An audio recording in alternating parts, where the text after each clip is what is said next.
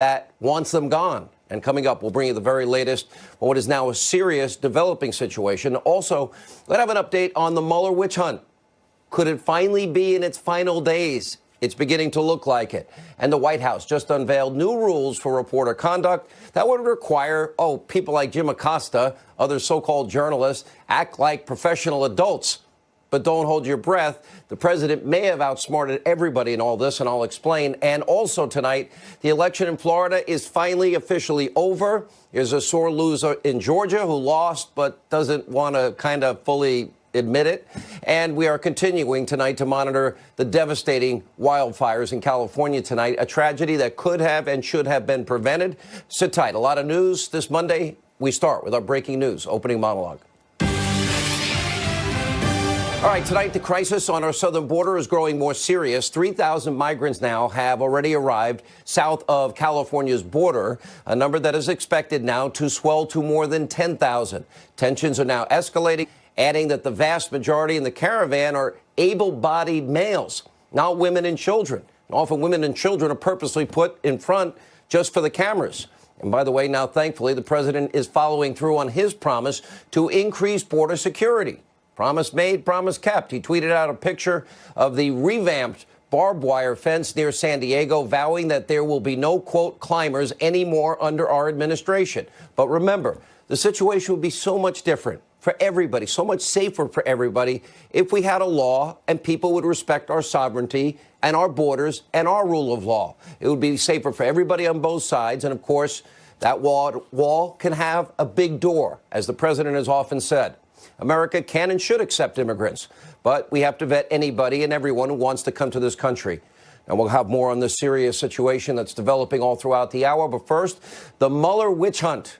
The left, the corrupt media, they might soon be in need of a new conspiracy theory to obsess over, because the probe could now be entering its final days. It now appears there will be no in-person interview between President Trump, Robert Mueller, or his team of left-wing lawyers. That would mean no perjury trap, no subpoena, no battle before the Supreme Court, thankfully. Instead, the president will submit written answers to the special counsel. We expect sometime this week, maybe even as early as tomorrow.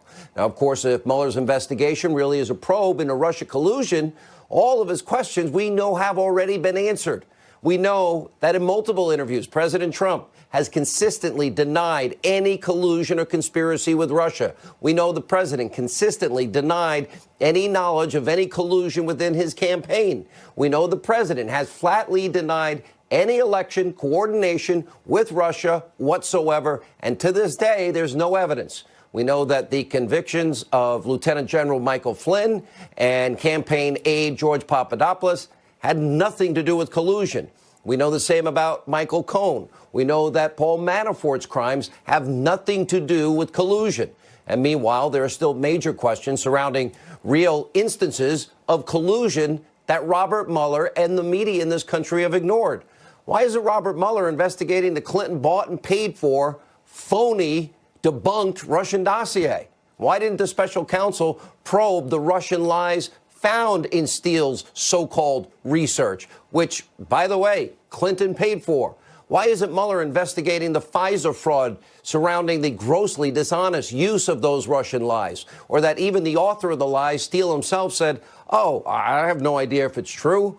Now, why isn't he investigating the coordinated effort by the deep state, people at the top levels of power within our government, the Obama government, Democratic Party, leaking Russian lies to the American people so that they could influence voters right before an election?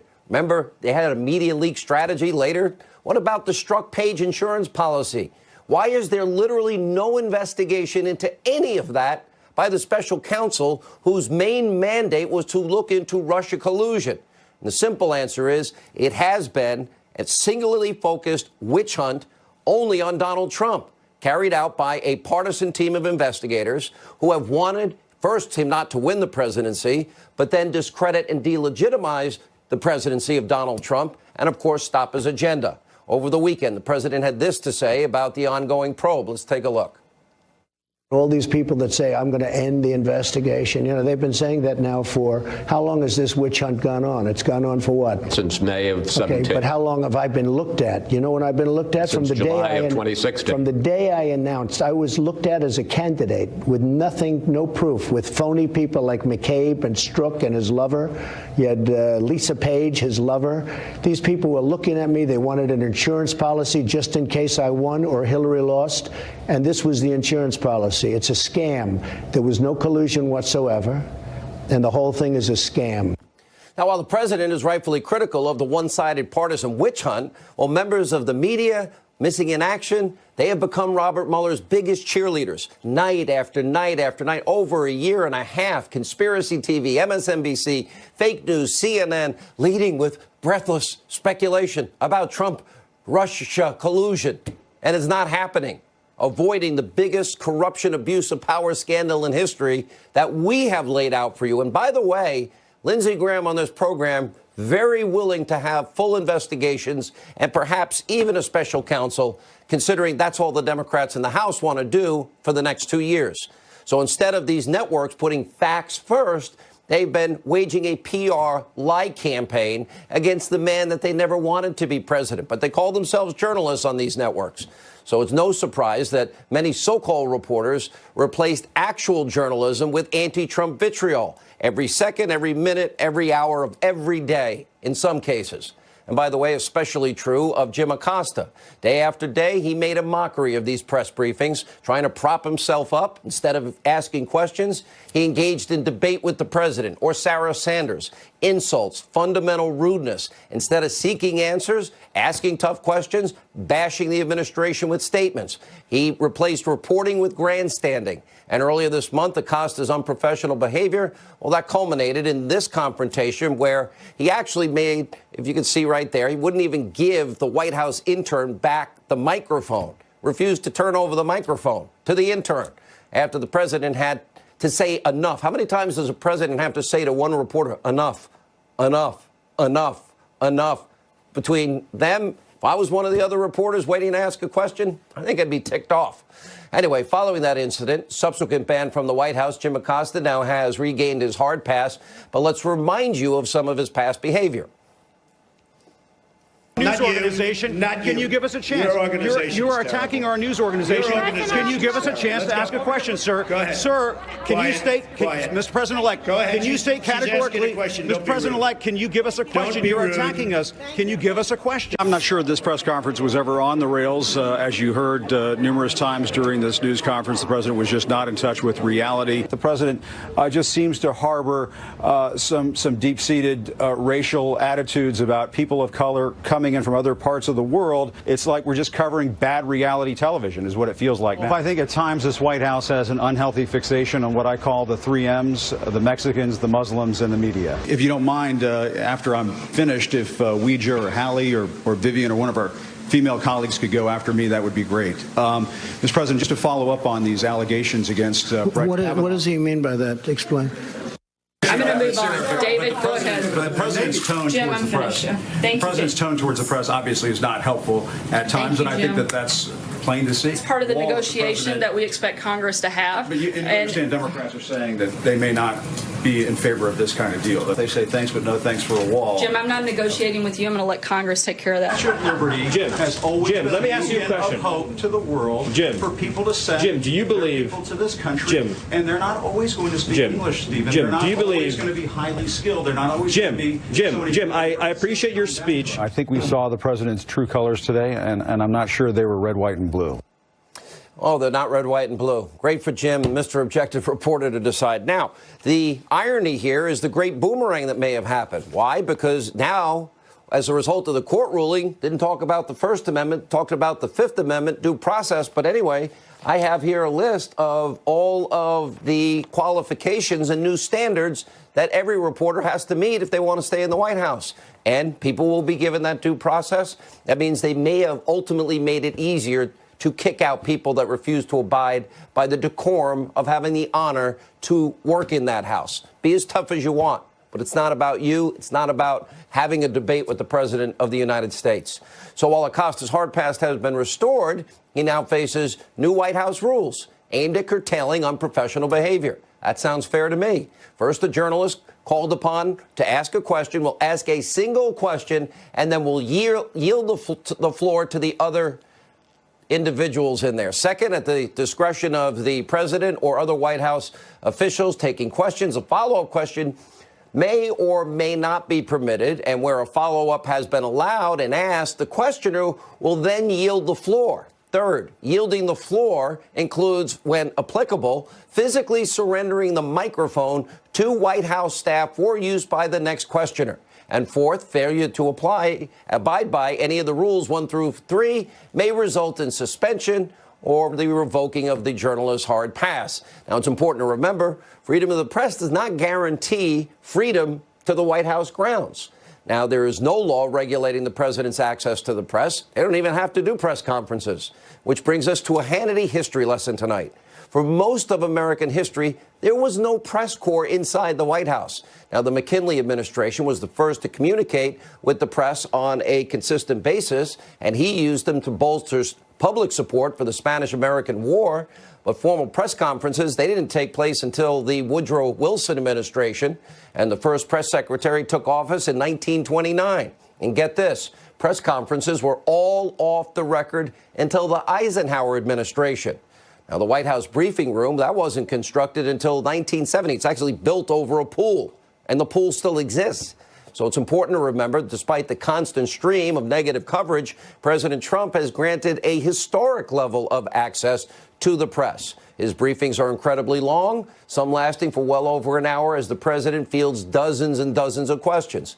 A New York Times photographer recently said that Trump provides more access than the Obama administration. Now, the White House correspondent from CBS echoed those remarks that, quote, "We see him all the time." Now, the president has a new strategy for dealing with Acosta, and frankly, those rules will be applied to everybody equally as they now try to turn his briefings into a circus. Take a look.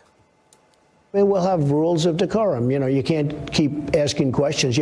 We had a lot of reporters in that room, many reporters in that room, and they were unable to ask questions because this guy gets up and starts, doing what he's supposed to be doing for him and for CNN and, just shouting out questions.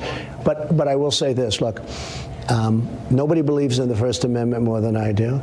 And if I think somebody's acting out of sorts, I will leave. I'll say, thank you very much, everybody. I appreciate you coming, and I'll leave. And those reporters will not be too friendly to whoever it is that's acting up. All right, so we'll continue to monitor the new White House press strategy as it unfolds. But now we have good news to start with here. The Florida recount is finally over. Andrew Gillum, Bill Nelson have now finally conceded. Rick Scott, the governor, is now the senator-elect from the great state of Florida. Ron DeSantis, congressman, will be Florida's next governor. And tonight, we don't yet know the cost of this year's Florida recount, but just 18 years ago, the 2000, that recount cost the taxpayers millions of dollars. Now, the colossal bill to taxpayers is not the only fallout from this year's Florida election mayhem.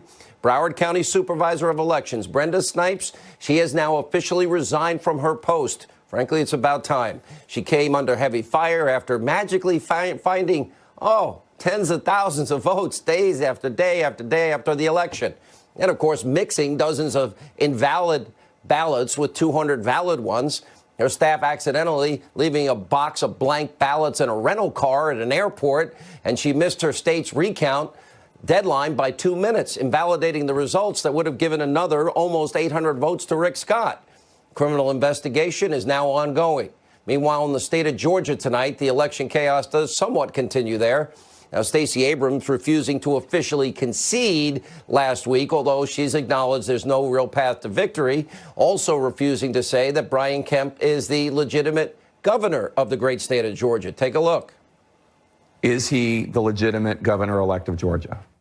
He is the person who won an adequate number of votes but that's to become the governor of with all due respect, and I respect where you're coming from, and I respect the issues that you're raising. You're not answering the question.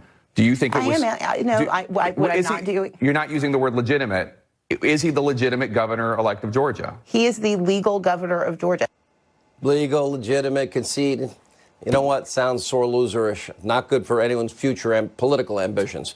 So while Abrams tries to uproot the will of the voters in Georgia, we still have 2 U.S. House races that are still undecided. They're looking good for the Republicans. Mia Love in Utah, up about by 1,500. Robert Woodall, a little below 500. Looks like both of them leading in those races. All told, Democrats picked up, according to Fox News, 37 seats in the House. That is nothing compared to Presidents Obama and Clinton.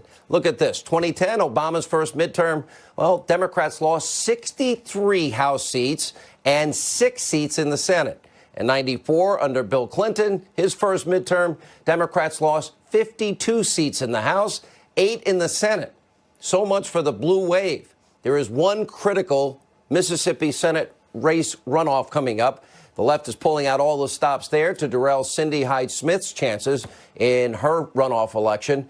But Trump is hitting the stump. He'll be out in Mississippi next Monday for a rally. And now that Trump is campaigning for her, the Democrats will only pull out even more dirty tactics for that crucial Senate race. We'll stay tuned to that. But if you think about it, well, if the president didn't go so often to Florida and Tennessee and Missouri and Indiana and North Dakota, and he'll be going to Mississippi, could we have had a very different result? Compare his first midterm to that of Obama and Clinton, and basically, pretty good night for the president.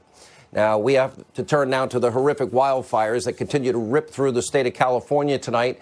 This is horrible. The statewide death toll is now up to 80 people, and we have nearly 1,000 Californians missing. The devastation, as you can see, and the level of damage is beyond shocking. Billions and billions of dollars in damage, and the personal toll is beyond any description.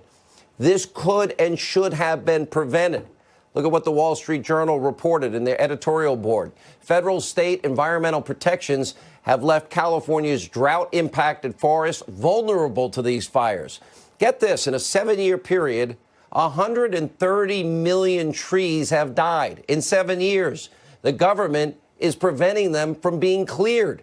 Well, how does that help stop forest fires? And according to the Journal, quote, the Endangered Species Act and the National Environmental Policy Act have hampered tree clearing, controlled burns, timber sales on federal lands. And the article goes on, quote, California also restricts timber harvesting, requires myriad permits and environmental impact statements to prune overgrown forests. Controlled maintenance in California's forests have got to now be a top priority. This has happened year in and year out. And the president, by the way, went to California this weekend. He and Jerry Brown are in agreement. The regulations need to change. The forests must be controlled and properly maintained so we can prevent loss of life, damaged property, lives uprooted. The government has to get off people's backs, and they have to come up with common sense policies so they can protect their state, their people, their homes, their families with better forest management. These fires cause far worse environmental damage than a controlled burn or timber excavation. And as I've said before, human lives, of course, are irreplaceable. And we do pray tonight, everyone in California, for all of them. Many people suffering tonight, many people scared, worried. They don't know where their families are. 1,000 missing people, 80 dead. When we come back, a live report on the migrant caravan, a huge showdown as we speak in Tijuana, Mexico. Plus, the former head of ICE, Tammy Bruce will be here to discuss the crisis on the border. As this and much more continues, we're glad you picked Fox. We're glad you're watching Hannity. On the migrant caravan that has now made our way to our southern border, Fox News Los Angeles correspondent Trace Gallagher is with us. Trace, a few thousand people now in Tijuana. Things finished their duties and could start coming home this week. Finally, we should note DHS said today more than 500 criminals are traveling with the migrant caravans, and that most of the caravan is made up of single adult or teenage males. Sean. All right, Trace Gallagher in Los Angeles tonight. Thank you. Also, as President Trump tries to secure our southern border, Democrats continue to demonize agents. And Senator Kamala Harris said this just last week at the confirmation hearing for Trump's pick to lead ICE. Take a look at this outrage. Klan was what we would call today a domestic terrorist group. Why? Why would we call them domestic terrorist group? Because they tried to use fear and force to change political environment. And what was the motivation for the use of fear and It was force? based on race and ethnicity. Right. Are you aware of the perception of many about how the power and the discretion at ICE is being used to enforce the laws?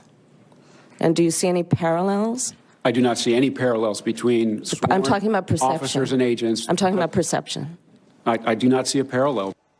The perception of ICE being the KKK? Here with reaction, Fox News contributor Tammy Bruce and former acting ICE director, Fox News contributor Thomas Homan is with us.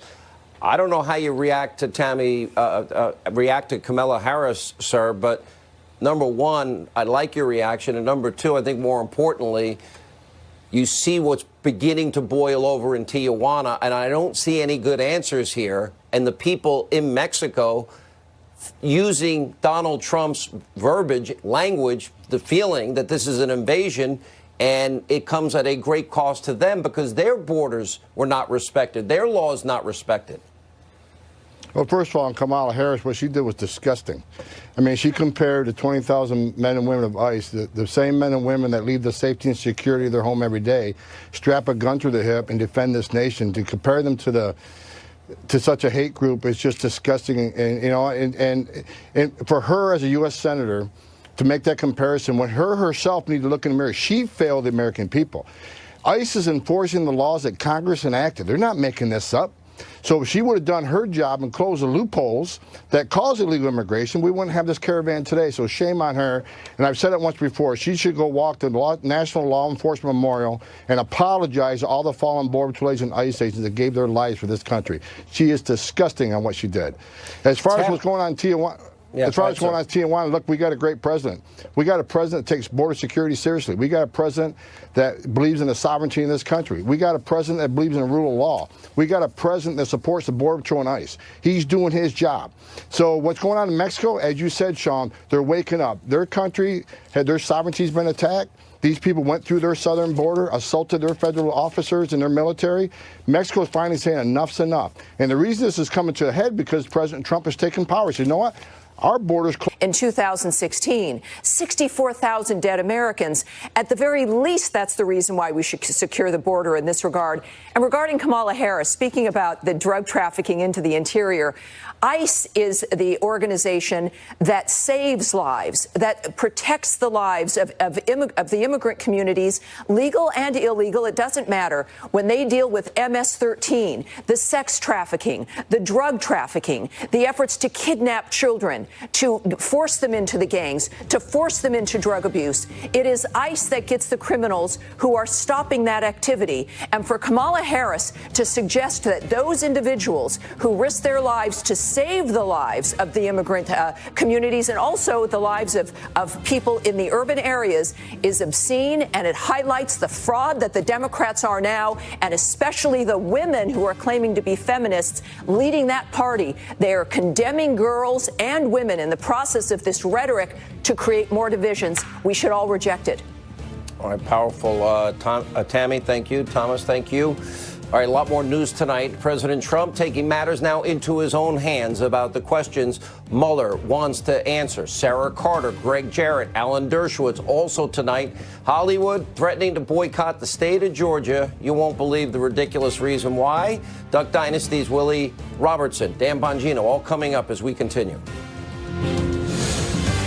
Team is preparing written answers to questions about. No, not my team. I'm preparing written answers. I'm the one that does the answer. Yes. Are they writing them out? Yes. Yeah, they're writing what I tell them to write. Are they going to be submitted? At some point very soon, yes. I've completed them. So you are submitting. And it wasn't a big deal. By the way, it wasn't a big deal. The questions were asked and answered. It wasn't a big deal. You know, they make it like I had meetings for many, many hours. I got the questions. I responded. We wrote them out. I read them once. I read them a second time. We made some changes. That's it. They're very simple. You know why? I did nothing wrong.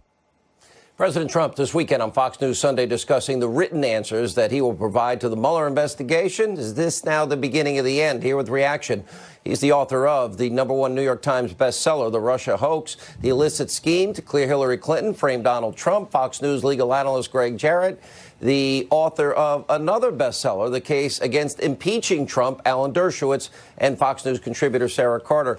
Let me start with you, Greg, with a series of questions. Okay. Did you collude with the Russians? No. Do you know anybody who colluded with the Russians? No. Did you know about what the WikiLeaks was going to release? Right. No. I mean, what else is there to ask? Because it's only about that, not about obstruction. Yeah, you're right. Anything he did after he took office plus obstruction is off the table, which means there really are a limited number of questions. Frankly, it should have taken about 5 or 10 minutes to answer them. He might be questioned about the Trump Tower meeting. Did you know in advance about it? Not that I recall. That's what he has said ad nauseum. Look, 1.4 million documents were provided by the White House. 20 people, including 4 members of the White House counsel's office, were made available to Special Counsel Robert Mueller. Additional individuals from the campaign were also made available. And this president has been very open and has voiced his sentiments about this. So, frankly, Mueller knows everything. You know, let me go to you, Professor Dershowitz, because in many ways, this is good news because we had discussed the possibility of a subpoena fight, the president having to go before a grand jury. Would have been, I think, bad for the country. Yep. You have been very outspoken about it. I think you were right on that. And I also have to believe that we did actually have all that we discovered about a fixed investigation into Hillary. In other words, they were writing the exoneration. They never interviewed her months before.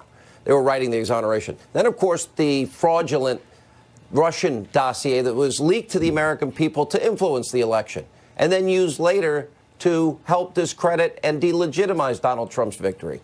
There is Russia information that they ignored here, which shows to me a bias, a complete double standard. Well, I think the striking example of the bias is Rod Rosenstein still being in charge of the investigation. He is the main witness for the defense. If there's any discussion at all in the report of any allegation of obstruction of justice, the defense is what Rod Rosenstein said it was okay. He told me to do it.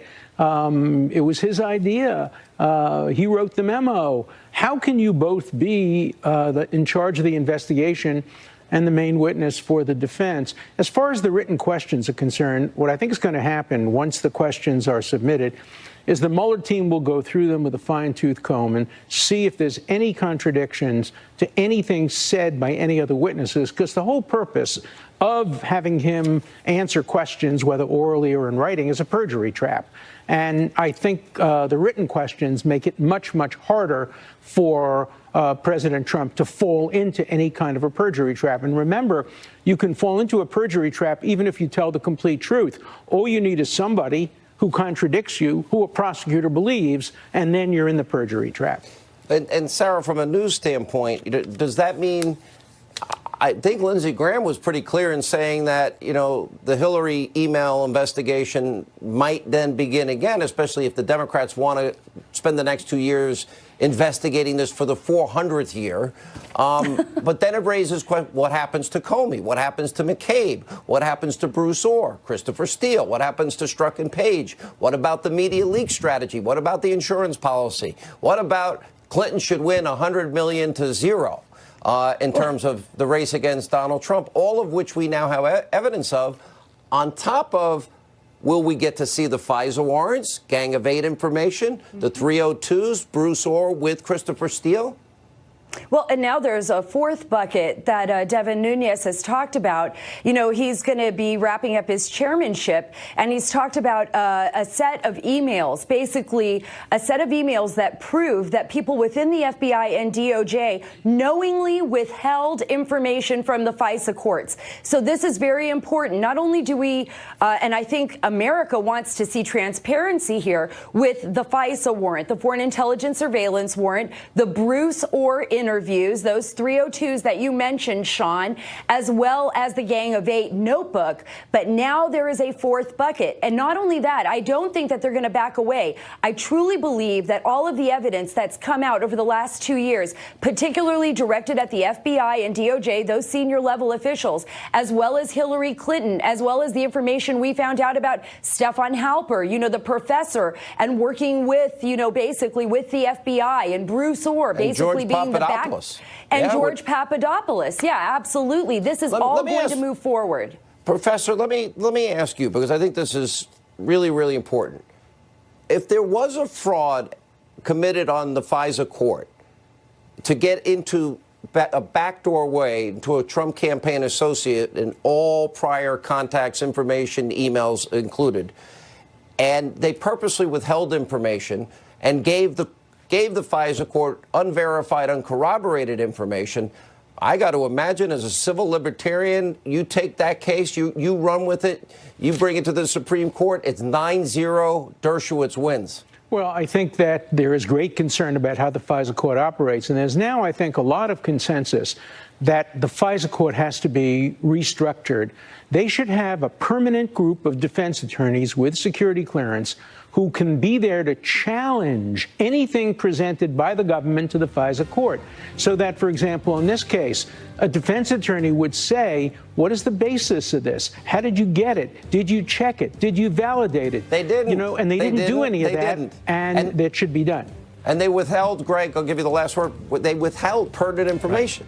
It's a fraud on the court to conceal evidence and deceive the judges. And the tragedy here is that there were never any hearings by the FISA judges. They simply accepted as truthful from the FBI and the Department of Justice that which wasn't truthful. So is it going to be that they're going to probably land this airplane in a way that they hope, Sarah, that the investigations into the deep state end? Is that their hope? That they want prosecutorial discretion applied everywhere?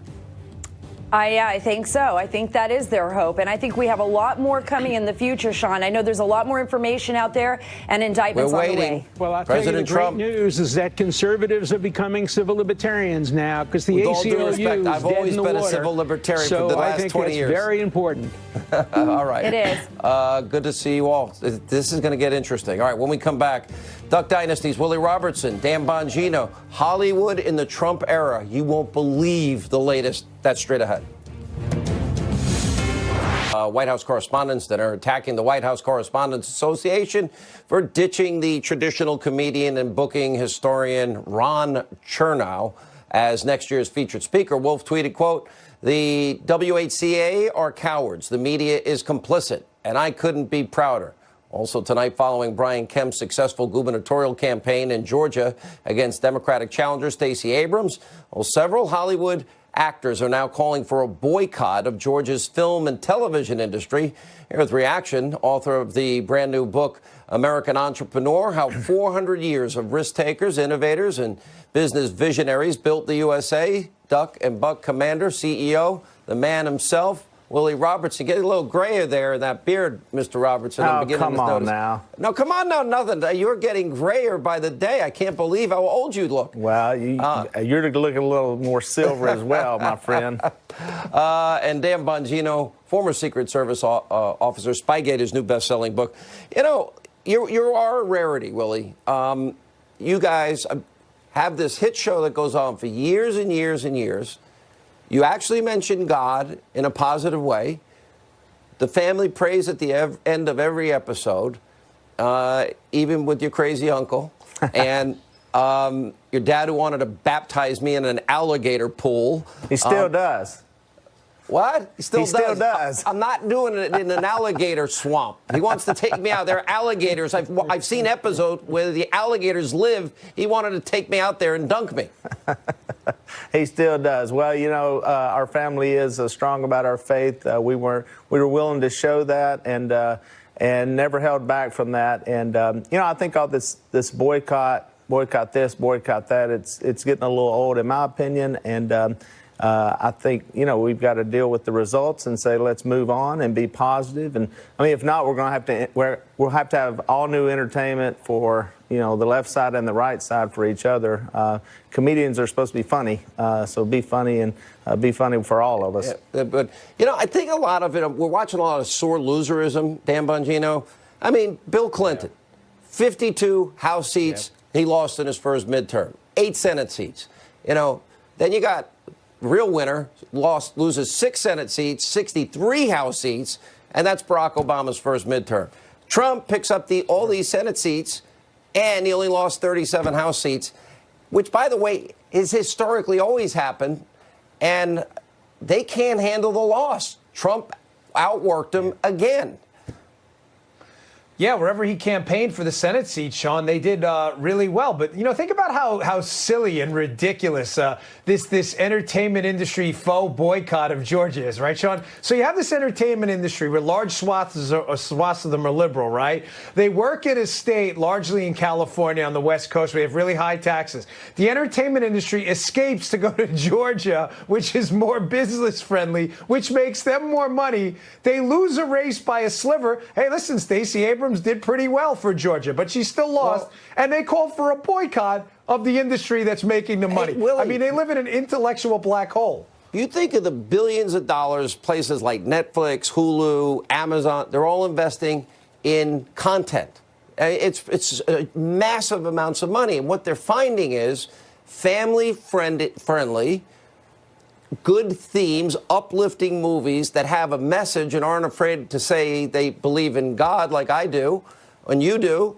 They're doing well. Well, there's no doubt that PG movies and movies that more people can watch are more profitable. I've been to Georgia. I've seen the new studios. It's unbelievable what they're investing down there, and so it's going to be a loss. But these boycotts have been tried before. Speaking of Georgia, they were going to. Years ago, boycott Chick-fil-A. We were boycotted against, and those things failed. So I don't support boycotts. You know what boycotts are? They're just a way of shutting down and silencing people you don't agree with. Dan Bongino, you know this as well as anybody. Yeah, I mean, almost the greatest thing that can happen to your business these days is to have some of these silly liberal groups boycott you. I mean, Sean, I went to go get a Chick-fil-A sandwich after the Chick-fil-A boycott Willie's talking about. The line was around the corner up in Frederick in Maryland. It took me 2 hours to get a sandwich.